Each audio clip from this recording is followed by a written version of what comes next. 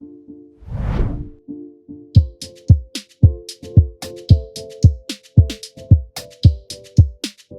verset difficile. Bonjour à tous, soyez bénis en Jésus. J'espère que vous allez bien. Bienvenue à cette nouvelle rubrique Un verset difficile. Et dans cette rubrique, je vous explique un verset tiré de la Bible, notamment du livre du mois, qui est le livre de Luc, qui peut être un peu difficile à comprendre, quoiqu'il soit bien important pour nous. Donc, je vous propose de regarder dans Luc au chapitre 4, les versets 18 et 19. L'Esprit du Seigneur est sur moi, parce qu'il m'a oint pour guérir ceux qui ont le cœur brisé, pour annoncer la bonne nouvelle aux pauvres. Il m'a envoyé pour proclamer aux captifs la délivrance et aux aveugles le recouvrement de la vue, pour envoyer libres les opprimés, pour proclamer une année de grâce du Seigneur. Donc ce verset est un des versets les plus importants de la Bible. Je considère qu'il est vraiment important parce qu'il nous permet de comprendre quelle est la raison pour laquelle Jésus est venu sur la terre, quelle est la mission qu'il cherchait à accomplir, quelle est l'œuvre qu'il allait aussi accomplir. Laissez-moi un peu vous mettre dans le contexte de ce récit. Donc on nous dit que, si vous lisez un peu plus haut, Jésus venait de commencer son ministère il n'y avait pas très longtemps. Il n'était pas à ce moment-là à Nazareth. Et on nous dit qu'après un certain temps, il est revenu à Nazareth. Et en cette occasion, il s'est retrouvé dans la synagogue. La synagogue, c'était le lieu où les Juifs se rassemblaient afin d'étudier la Bible hébraïque, qui est en fait composée de l'Ancien Testament. Donc quand ils se sont retrouvés en ce lieu, on a demandé à Jésus de lire un passage et on lui a remis le livre d'Ésaïe, les rouleaux du livre d'Ésaïe.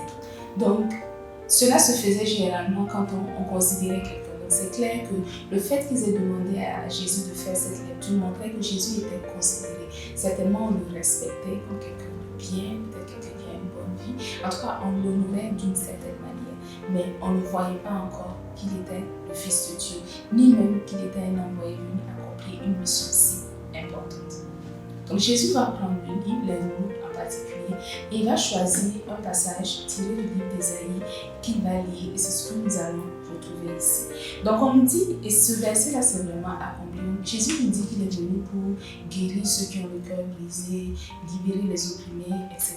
Quand vous regardez l'histoire du ministère de Jésus, vous vous rendrez compte qu'il a accompli toutes ces choses. Donc Jésus a fait de nombreux miracles, il a guéri de nombreux malades, il a chassé de nombreux démons, il a manifesté à plusieurs la puissance de Dieu.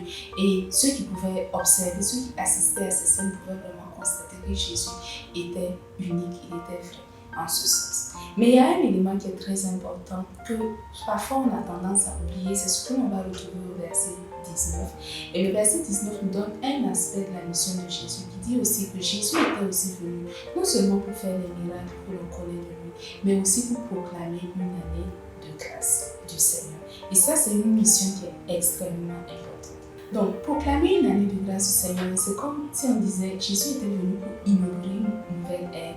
Et cette nouvelle ère sera l'ère de la grâce. Et quand on veut inaugurer un bâtiment, c'est parce qu'il a subi des changements importants. Donc, l'inauguration vient pour manifester aux yeux de tout le monde, pour aider les gens à réaliser que quelque chose de nouveau va commencer. Donc, quelque chose qui n'existait pas avant va commencer. Peut-être un site qui n'était pas en fonctionnement avant va commencer à fonctionner. Donc, inaugurer l'ère de la grâce revient à annoncer que quelque chose de nouveau qui concerne la grâce va aussi débuter.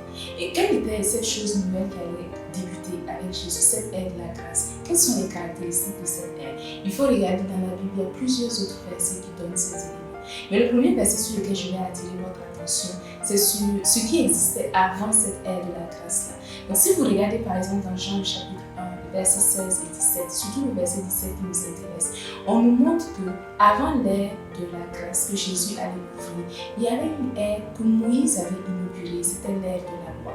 Donc l'ère de la loi que Moïse avait inaugurée avait consisté en Moïse communiquant au peuple d'Israël la loi de Moïse. Donc quand Moïse a communiqué la loi de Moïse, le peuple d'Israël a eu l'obligation d'appliquer la loi de Moïse pendant des années, même après la mort de Moïse. Donc le fait que Moïse soit mort n'a pas mis fin à la loi que Moïse avait communiquée au peuple d'Israël. Donc Moïse aussi avait inauguré une ère, il avait ouvert une période, une saison pendant laquelle c'était la loi qui allait gouverner les relations entre l'humanité, le peuple d'Israël en particulier, et Dieu.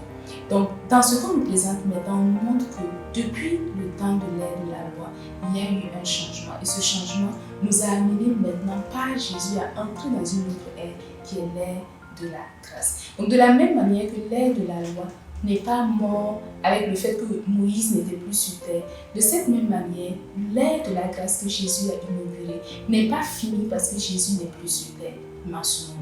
Donc cette ère de grâce continue et c'est l'ère dans laquelle chacun de nous évoluons maintenant. Donc qu'est-ce que ça signifie pour nous? Ça signifie qu'aujourd'hui, nous pouvons nous approcher de Dieu, sachant et conscient qu'il est prêt à manifester la grâce pour chacun de nous. Et la grâce, ce sont des faveurs non méritées. Donc Dieu est disposé à nous donner ce que nous ne méritons pas. Et c'est la raison pour laquelle il nous accorde la vie éternelle, sans que nous ayons eu à mériter cela par les œuvres, simplement parce que nous avons cru en Jésus. Il nous donne le pardon des péchés, sans que nous ayons eu à faire les œuvres pour mériter le pardon des péchés, mais simplement parce que Jésus a offert son sang en sacrifice pour nous. Et ainsi de suite. Donc, l'ère de la grâce que Jésus a ouverte nous montre que désormais, la grâce est accessible pour nous.